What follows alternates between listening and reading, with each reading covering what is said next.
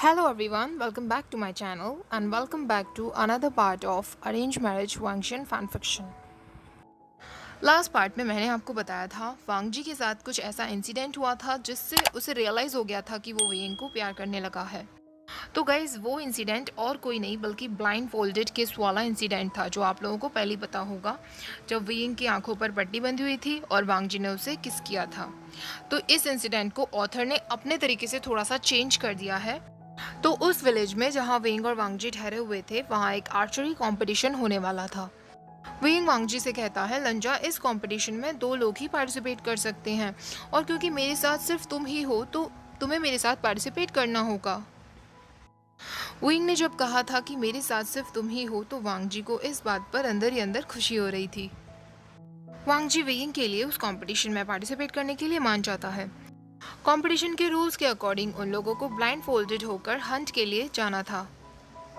जंगल में उनके लोग भी थे तो अगर कोई भी चीटिंग करने की कोशिश करता या अपना ब्लाइंड फोल्ड निकालता तो उन लोगों को पता चल जाता और वो एलिमिनेट हो जाते।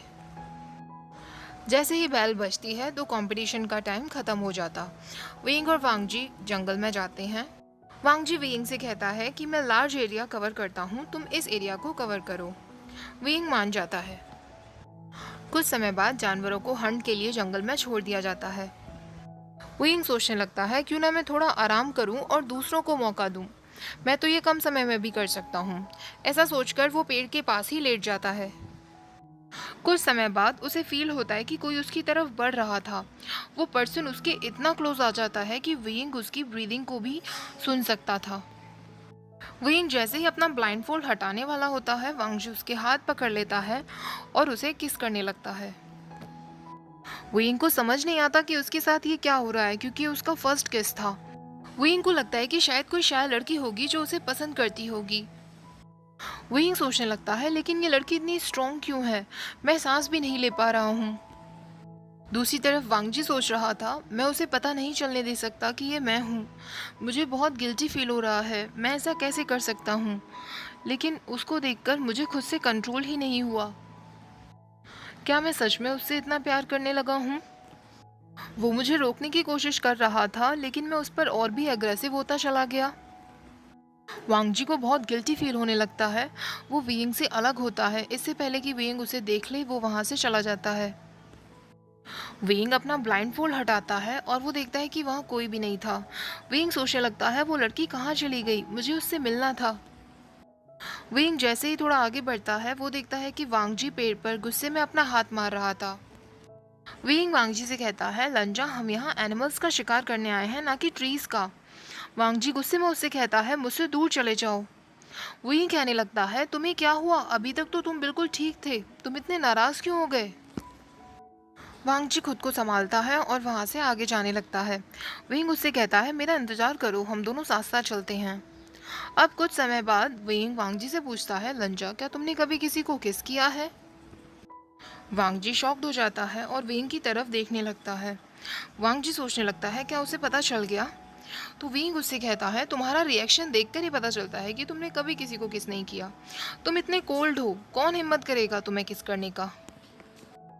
वांगजी उसकी बात का कोई जवाब नहीं देता। तो वेइंग उससे कहता है, लंजा, मैं बस मजाक कर रहा था। अगर तुमने किसी को किस नहीं भी किया तो भी कोई प्रॉब्लम नहीं है।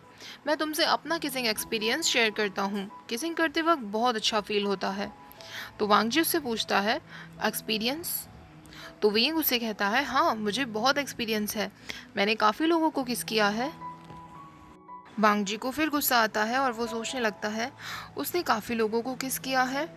अब दोनों हंट के लिए निकलते हैं और उस कंपटीशन को जीत जाते हैं। वेइंग को प्राइज मनी मिलती है और वो सारी प्राइज मनी वांगजी के मनी पाउच में रख देता है। वेइंग कहता है, लंजा, अब मैंने भी तुम्हारे मनी पाउच में कंट्रीब्यूट किया है तो अब ये हमारा मनी पाउच है। वांगजी सोचने लगता है, क्या उसने इसीलिए कंपटीशन में पार्टिसिपेट किया था। और वो वेइंग से पूछता है, क्या तुम मनी कलेक्ट करने की कोशिश कर रहे हो। वेइंग हंसते हुए कहता है, हाँ, क्योंकि मैं नहीं चाहता मेरी वजह से इस हैंडसम यंग मैन का वॉलेट पूरा खाली हो जाए। वांगजी कहता है, उसकी कोई ज़रूरत नहीं है। तो वेइंग कहता है, लंजा, मुझे पता है तुम बहुत रिच हो, लेकिन अगर ऐसे ही मैं तुम्हारी मनी खर्च कराता रहूँगा तो मैं कितना शेमलेस होऊंगा। वांग जी को लगता है कि वेइंग कितना क्यूट है। तभी वो नोटिस करता है कि आसपास के लोग वेइंग को घूर रहे थे। इससे पहले कि वेइंग उनसे फ्लर्ट करे या वो लोग वेइंग से फ्लर्ट करें, वांग जी वेइंग का हाथ पकड़ता है और उसे वहाँ से ले जाने लगता है। वेइंग उससे पूछता है, लंजा हम कहाँ जा रहे हैं? तो वांग जी उससे कहता है, हम वापस अपने रूम में जा रहे हैं। डिनर के वक्त वेइंग काफ़ी साइलेंट था, वो कुछ बोल नहीं पा रहा था क्योंकि अभी भी वो उस किस के बारे में ही सोच रहा था। और वांग जी को भी बहुत गिल्टी फील हो रहा था क्योंकि उसने वेइंग का फ़ायदा उठाया था। डिनर के वक्त वांग जी वेइंग के लिए बेस्ट वाइन ऑर्डर करता है। वेइंग 7 जार्स उस वाइन के पी लेता है और वो बहुत ड्रंक हो जाता है क्योंकि वाइन बहुत स्ट्रॉन्ग थी। अब वेइंग वाइन का एक ग्लास लेकर वांग जी की तरफ बढ़ने लगता है और वांग जी के काफ़ी बार मना करने पर भी वो ज़बरदस्ती उसे वो वाइन पिला देता है। जैसा कि हमेशा होता है, वाइन पीते ही वांग जी सो जाता है। वेइंग वांग जी को बेड पर ले जाता है और उससे कहने लगता है, लंजा तुम ऐसे नहीं सो सकते, तुम्हें मेरे साथ खेलना होगा। वेइंग देखता है कि वांग जी ने तुरंत अपनी आंखें खोल ली थी। वेइंग उससे कहता है, तुम उठ गए, चलो अब हम खेलते हैं। दोनों बेड पर एक दूसरे की तरफ फेस करते हुए बैठ जाते हैं। वांग जी वेइंग का लेफ्ट हैंड लेता है और उसे अपने लिप्स के क्लोज लाता रहता है। वेइंग को समझ नहीं आता कि वांग जी क्या करना चाह रहा है। अब वांग जी वेइंग के हाथ पर किस करना शुरू कर देता है। वेइंग उसे कहता है, लंजा तुमने कभी किस नहीं किया ना, क्या तुम चाहते हो मैं तुम्हें किस करना सिखाऊं? ये सुनते ही वांग जी वेइंग की तरफ देखता है और उससे कहता है, मैं तुम्हें किस करना चाहता हूँ। और दोनों एक दूसरे को किस करते हैं। किस करते वक्त दोनों ही एग्रेसिव होने लगते हैं। कुछ समय बाद वेइंग अपना सिर वांग जी के चेस्ट पर रखता है और दोनों ऐसे ही सो जाते हैं। अब सुबह होती है और वेइंग वांग जी से पहले उठ जाता है। वाइन की वजह से वेइंग को सिर में दर्द होने लगा था। वेइंग देखता है कि वो वांग जी के साथ लेटा हुआ था। वांग जी भी अपनी आंखें खोलता है और सोचने लगता है, रात को आखिरकार क्या हुआ। वो बेड से उठने ही वाला होता है कि वेइंग उसे पकड़ लेता है और उससे कहता है, लंजा कुछ समय और ऐसे ही रहो ना, मुझे बहुत सिर में दर्द हो रहा है। और वो फिर से वांग जी के चेस्ट पर अपना सिर रख लेता है। अब वेइंग को सब कुछ याद आने लगता है जो भी कुछ रात को हुआ था। और वो सोचने लगता है, क्या मैंने सच में ऐसा किया, मैंने उसका फर्स्ट किस चुरा लिया। वेइंग वांग जी से पूछता है, लंजा क्या तुम्हें याद है कल रात को हमारे बीच क्या हुआ था? वांग जी उससे कहता है, नहीं मुझे नहीं याद, लेकिन मुझे इतना ज़रूर याद है कि मेरे मना करने पर भी तुमने मुझे वाइन पिलाई थी। वेइंग कहता है, सॉरी, अब मैं तुम्हें कभी फोर्स नहीं करूँगा। और सोचने लगता है, अच्छा है उसे कुछ नहीं याद, वरना वो मुझसे कभी बात नहीं करता।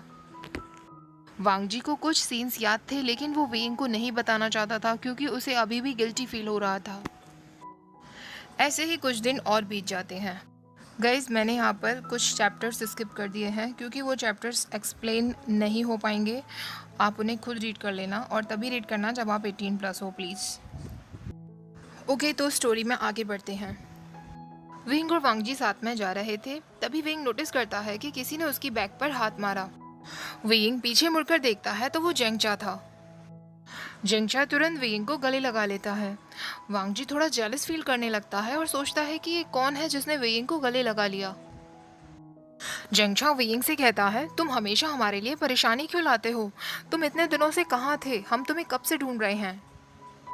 विंग जेंगचा से कहता है, मुझे पता है, मुझे माफ़ कर दो, और उसे बैठने के लिए कहता है। वांग जी वहीं खड़ा रहता है।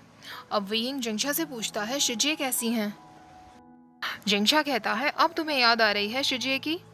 तो विंग कहता है, क्या बकवास कर रहे हो, शिजिए हमेशा मेरे दिमाग में रहती हैं। जेंगचा कहता है, वो भी मेरे साथ यही आई हुई हैं, वो होटल में ठहरी हैं। तो विंग उसे कहता है, मुझे उनके पास ले चलो ना, मैं उनसे मिलना चाहता हूँ।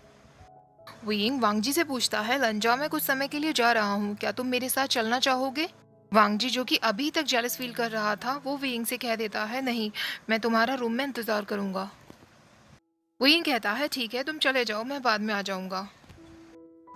शिजिए और जेंगचा भी उसी होटल में ठहरे हुए थे जहाँ पर वांग जी और विंग थे। विंग तुरंत यानली के पास जाता है और उसके गले लगते हुए कहने लगता है, शिजिए मैंने आपको बहुत मिस किया। यानली उससे कहती है, आशियन तुम यहाँ क्या कर रहे हो? विंग कहता है, मैं यहाँ अपने एक दोस्त के साथ घूम रहा था जिससे मैं गुस्सू में मिला था। वांग जी से अपने रूम में रहा नहीं जा रहा था और उसे जानना था कि ये शिजिए कौन है। फिर उसने कुछ ऐसा किया जो उसने कभी नहीं किया था। वो जेंगचा के रूम के बाहर विंडो से देखने लगता है। उसने देखा कि वेइंग यानली की गोद में सिर रखकर लेटा हुआ था। ये सब देखकर वांगजी को बहुत दुख होता है और वो वहां से वापस अपने रूम में चला जाता है।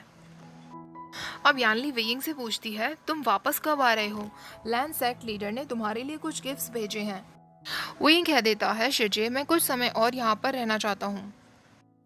यानली कहती है, ठीक है, लेकिन जल्दी ही वापस आ जाना। जब वेइंग वापस अपनी रूम की तरफ जा रहा होता है तो वो देखता है कि एक लेडी वांगजी से बातें कर रही थी और उससे कुछ ज़्यादा ही टची होने की कोशिश कर रही थी। वांगजी को भी बहुत अजीब लग रहा था, लेकिन जब उसने देखा कि वेइंग उन दोनों को देख रहा है तो वो जानना चाहता था कि वेइंग का इस बात को लेकर रिएक्शन क्या होने वाला है। वेइंग को बहुत गुस्सा आने लगता है और उसे जेलस भी फील होने लगता है। वो वांगजी का हाथ पकड़ता है और उसे वहाँ से खींचते हुए वापस रूम में ले आता है। वेइंग रूम का डोर लॉक कर लेता है और वांगजी की शर्ट निकालने लगता है। वांगजी कंफ्यूज्ड हो जाता है, उसे समझ नहीं आता कि वेइंग क्या कर रहा है। वांगजी उसे पूछता है, तुम ये क्या कर रहे हो? वेइंग वांगजी की शर्ट निकाल देता है और उसे कस के हक कर लेता है। वेइंग उसे कहता है, लंजा, आज के बाद किसी को भी खुद को टच मत करने देना। ये तुम्हारे साथ सिर्फ मैं कर सकता हूँ। वांगजी वेइंग की कन्फेशन जानना चाहता था और वो उससे कहता है, लेकिन क्यों? वेइंग कहता है, बस तुम नहीं कर सकते क्योंकि मुझे नहीं पसंद। कुछ समय बाद वांगजी उससे पूछता है, क्या तुम मुझे पसंद करते हो? वेइंग का फेस अचानक से रेड होने लगता है और वो उससे अलग होने का सोचता है, लेकिन वांगजी उसे कस के पकड़ लेता है और अपना हाथ उसके चीक्स पर रखते हुए कहता है, वेइंग, क्या तुम मुझे पसंद करते हो? अब वेइंग एक हाथ वांगजी के लिप्स पर रख देता है। वांगजी उसका हाथ उठाते हुए फिर से पूछने वाला ही होता है कि वेइंग उसे किस कर लेता है। दोनों किस करते हुए स्लोली अपने बेड पर आ जाते हैं। वांगजी फिर उससे पूछता है, क्या तुम मुझे पसंद करते हो? और वेइंग फाइनली स्लोली अपना सिर हिला देता है। दोनों के बीच डेली नाइट एक्टिविटी होती है और दोनों फाइनली एक दूसरे से अपना लव कन्फेस कर ही देते हैं। सुबह होती है। वांगजी देखता है कि वेइंग अभी तक उसे हक किए हुए सोया हुआ था। वेइंग भी अपनी आंखें खोलता है और वांगजी को और भी टाइटली पकड़ लेता है। वेइंग उससे कहता है, लंजा, हम यहाँ काफ़ी समय से रह रहे हैं, क्यों ना अब हम किसी और टाउन में चलें? दोनों को एक दूसरे के साथ रहते हुए ऐसे ही काफ़ी समय बीत गया था और दोनों का प्यार और भी गहरा हो गया था। अब वांगजी को शिचैन का मैसेज मिला था जिसमें उसने लिखा था, वांगजी, अब वापस आने का समय आ गया है। वांगजी वेइंग से कहता है, वेइंग, मुझे कुछ समय के लिए घर वापस जाना होगा, क्या तुम मेरे साथ आना चाहोगे? वेइंग कुछ समय सोचने के बाद कहता है, लंजा, मुझे भी अपने घर जाना होगा, क्यों ना हम दोनों अपने अपने घर चले जाएं और बाद में हम कहीं मिलने का प्लान बनाते हैं। वांगजी को वेइंग का आइडिया ठीक लगता है। अब अगले दिन दोनों का वापस जाने का समय आ जाता है। वेइंग वांगजी से कहता है, लंजा, मैं तुम्हें बहुत मिस करूंगा। तो वांगजी उससे कहता है, मैं भी तुम्हें बहुत मिस करूंगा, लेकिन हम जल्दी ही मिलेंगे। वेइंग युनमक के लिए निकल जाता है और वांगजी गुसू वापस चला जाता है। वेइंग को अचानक युनमक में देखकर जिंगशा उससे कहता है, तुम यहाँ क्या कर रहे हो? तुम्हें वापस आना याद था? मुझे तो लगा तुम हमेशा के लिए जा चुके हो। यानली उससे कहती है, आचंग, ऐसे बात मत करो उससे, कितने दिनों बाद वो वापस आया है। वेइंग उससे कहता है, शिजी, मैंने आपको बहुत मिस किया। अब वेइंग अंकल जैंग के पास जाता है और उनसे कहता है, अंकल, मैं आपसे कुछ बातें करना चाहता हूँ। अंकल जांग और मैडम यू सोच में पड़ जाते हैं क्योंकि ये पहली बार था जो वेइंग ने इस तरीके से कहा था। मैडम यू वेइंग से उसकी अरेंज मैरिज के बारे में बात करने ही वाली होती हैं कि तभी वेइंग उससे कहता है, मुझे किसी से प्यार हो गया है। इधर वांगजी भी वापस गुसू पहुंच जाता है। लान चचैन उसको देखकर समझ जाता है कि वो उससे कुछ बातें करना चाहता है। लान चचैन उससे कहता है, वांगजी, तुम्हारे दिल में जो भी कुछ है तुम मुझे बता सकते हो। तो वांगजी उससे कहता है, ब्रदर, मैं किसी को क्लाउड रिसेस में लेकर आना चाहता हूँ। ब्रदर, मुझे पनिश कीजिए, मैंने कुछ क्लान रूल्स तोड़ दिए हैं। मैंने अल्कोहल पिया और मेरे अंदर जेलसी, हेट जैसे थॉट्स भी आने लगे थे। लैन चचैन कहता है, वांगजी, इस तरीके के थॉट्स आना नॉर्मल है और अल्कोहल तुमने क्लाउड रिसेस से बाहर पिया है तो उसमें भी तुमने रूल नहीं तोड़ा है। वांगजी, कभी कभी मुझे लगता है तुम खुद पर बहुत सख्ती कर देते हो और अगर तुम उस पर्सन को लेकर इतना सीरियस हो तो तुम्हें पहले उससे मुझे मिलवाना होगा। अरेंज मैरिज का क्या करना है इस बारे में हम बाद में सोच लेंगे। दूसरी तरफ मैडम यू को जब ये बात पता चलती है तो वो वेइंग से कहती हैं, लेकिन तुम्हारी अरेंज मैरिज पहले ही डिसाइड हो चुकी है और हम लैन क्लैन लीडर से मैरिज गिफ्ट्स भी एक्सचेंज कर चुके हैं। क्या तुम कुछ ज़्यादा ही इरिस्पॉन्सिबल नहीं हो रहे हो? ये सुनकर वेइंग को बहुत दुख होता है और वो कहता है कि मैं कुछ समय के लिए अकेला रहना चाहता हूँ। अब जिंगशा उसके रूम में आता है और उससे कहता है, क्या तुम सच में उसे पसंद करते हो? वेइंग कहता है, मैं उसे बहुत प्यार करता हूँ। जिंगशा कहता है, तुम्हें हमें जल्दी बताना चाहिए था, तुमने इतनी देर कर दी है। तुम्हारी अरेंज मैरिज में कुछ महीने ही बचे हैं। वेइंग रात भर इस बारे में ही सोचता रहता है। इस अरेंज मैरिज में उसके पेरेंट्स इन्वॉल्व थे। दोनों क्लान के बीच मैरिज गिफ्ट्स भी एक्सचेंज हो चुके थे। और सबसे बड़ी बात, पूरा कल्टीवेशन वर्ल्ड जान चुका था कि जैंग क्लैन और लैन क्लैन के बीच अरेंज मैरिज फिक्स्ड हुई है। अगर वेइंग अभी अरेंज मैरिज तोड़ता तो युनमक क्लैन की रेपुटेशन पर बहुत असर पड़ता। वेइंग ये सब सोच ही रहा था कि तभी उसके पास वहाँ शिज्या आती हैं। वो उसके लिए सूप लेकर आती है। वेइंग सूप पीते पीते रोने लगता है और उससे कहता है, शिजे, मैं उससे बहुत प्यार करता हूँ, मुझे उसकी बहुत याद आती है। यानली वेइंग को ऐसी हालत में नहीं देख पाती और उससे कहती है, अगर तुम मुझसे इतना ही प्यार करते हो तो तुम उसके पास चले जाओ, मैं तुम्हारी मदद करूंगी। अगली सुबह अंकल जांग वेइंग के रूम में आते हैं और उसे एक रिंग दिखाते हुए कहते हैं, ये वो रिंग है जो तुम्हारे पेरेंट्स ने लैन चिरैन के साथ एक्सचेंज की थी। ये रिंग तुम्हारे पार्टनर की होनी चाहिए। मैंने सुना यानली से तुमने क्या बातें की। अगर तुम अपने प्यार के पास जाना चाहते हो तो तुम जा सकते हो। हम तुम्हें ये अरेंज मैरिज के लिए फोर्स नहीं करेंगे, लेकिन ये तुम्हारे पेरेंट्स की दी हुई रिंग है, तो इसे उसी को पहनाना जिसको तुम ज़रूरी समझते हो। ऐसा कहकर अंकल जांग वहाँ से चले जाते हैं। वेइंग को समझ नहीं आ रहा था कि वो क्या करे। वो सोच रहा था यानली, जांगछा और अंकल जांग तीनों ही उसके पास आए, जैसे वो उनसे कहना चाहते हो कि तुम जो चाहो वो कर सकते हो। लेकिन वेइंग के पेरेंट्स के चले जाने के बाद जांग फैमिली ने ही उसका हमेशा ख्याल रखा है, तो वो इस तरीके से जांग फैमिली की रेपुटेशन को डुबाकर कैसे जा सकता है। लंजा उसका प्यार है, लेकिन जांग फैमिली उसकी रिस्पॉन्सिबिलिटी है। ये सब कुछ सोचकर वेइंग वांगजी से मिलने के लिए निकल जाता है। ओके गाइस, इस पार्ट को मैं यहीं ख़त्म करती हूँ। आप लोग सोचिए वेइंग अब आगे क्या करेगा। अभी तक वेइंग को ये नहीं पता कि जिससे वो प्यार करता है वही लान वांगजी है, जिससे उसकी अरेंज मैरिज होने वाली है, और ना ही वांगजी को इस बारे में कुछ पता है। तो आगे स्टोरी काफ़ी इंटरेस्टिंग होने वाली है। आई होप आपको वीडियो अच्छा लगा होगा। वीडियो को प्लीज़ लाइक जरूर कर देना, शेयर कर देना वांगशन लवर्स के साथ, और मेरे चैनल को सब्सक्राइब कर देना। Thank you for watching. Bye bye.